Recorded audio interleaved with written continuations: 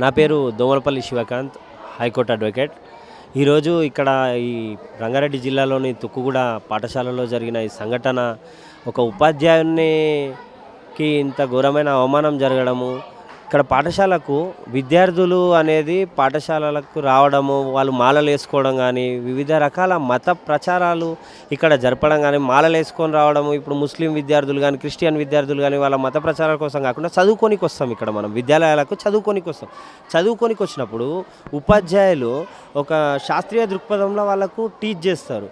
అలాంటివి కూడా మాట్లాడే స్వేచ్ఛ ఈరోజు ఉపాధ్యాయులకు లేకుండా పోతుంది. వాళ్ళు ఉపాధ్యాయులు సైన్స్ను బోధించినా కానీ, ఏం బోధించినా కానీ మా మతాలకు వ్యతిరేకంగా బోధిస్తున్నారు అనే ఒక రకమైన వివక్షతోటి కూడా ఒక రకమైన దుష్ప్రచారాన్ని ఇక్కడ వివిధ మత సంఘాలు, ఈ ఏబీవీపీ కానీ, విహెచ్ఎస్ కానీ, ఇంకా ఆర్ఎస్ఎస్ కానీ, అసలు ఈ సంఘాలను స్కూళ్ళకు అనుమతించకుండా ఒక చట్టాలు తీసుకురావాలి ప్రభుత్వాలు. ఈ లోకల్ రాజకీయ నాయకులు కూడా ఇలా ఇన్వాల్వ్ అయి ఉన్నారు. ఒక ప్రధానోపాధ్యాయుడు ఏ వర్గానికి సంబంధించిన వాడు, ఆయన ఏంది ఏం కులం అని చెప్పేసి వాకప్ చేసుకొని ఆయన మీద అందరూ ఒక కుట్రపూరితంగా దాడి చేసినారు.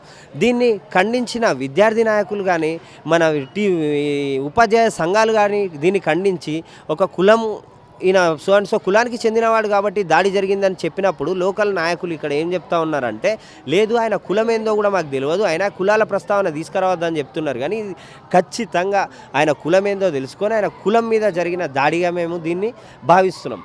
ఎందుకంటే ఇక్కడ మీరు చూసుకున్నట్లయితే ఏ ఒక్క ఓసీ, ఇప్పుడు ఒక రెడ్డికి కానీ ఇంకొక కానీ కులాలకు చెందిన ఉపాధ్యాయుల మీద ఎక్కడ దాడులు జరుగుతలేవు. ఒకవేళ ఆ వర్గాలకు చెందిన ఉపాధ్యాయులు పిల్లలను తిట్టినా కానీ కొట్టినా కానీ తల్లిదండ్రులు కానీ వాళ్ళంతా వాళ్ళు మాట్లాడుకొని అది సర్ది చెప్పుకుంటారు, వాళ్ళు సెటిల్ చేసుకుంటారు. కానీ ఇట్లా ఏ రకమైన మత సంస్థలు కానీ, కుల సంస్థలు కానీ, మత సంస్థలు కానీ, ఇంకా రాజకీయ నాయకులు కానీ ఇన్వాల్వ్ అవ్వడం అనేది మనం ఎక్కడ చూడలేదు. కేవలం ఈ దళిత వర్గాలకు సంబంధించిన ఉపాధ్యాయుల మీద దాడులు జరుగుతున్నాయి, దళిత వర్గాలకు సంబంధించిన వాళ్ళపైనే దాడులు ఎక్కువ జరుగుతున్నాయి. కాబట్టి ఈ యొక్క దాడులను ఖచ్చితంగా ప్రభుత్వము, పోలీసులు, జిల్లా కలెక్టర్ గారు అందరూ ఇది సుమోటోగా తీసుకొని దీనిపైన సమగ్ర విచారణ జరిపి బాధ్యులైన ప్రతి ఒక్కరిని కూడా శిక్షించాలి అని చెప్పేసి నేను గవర్నమెంటుని కోరుకుంటున్నాను.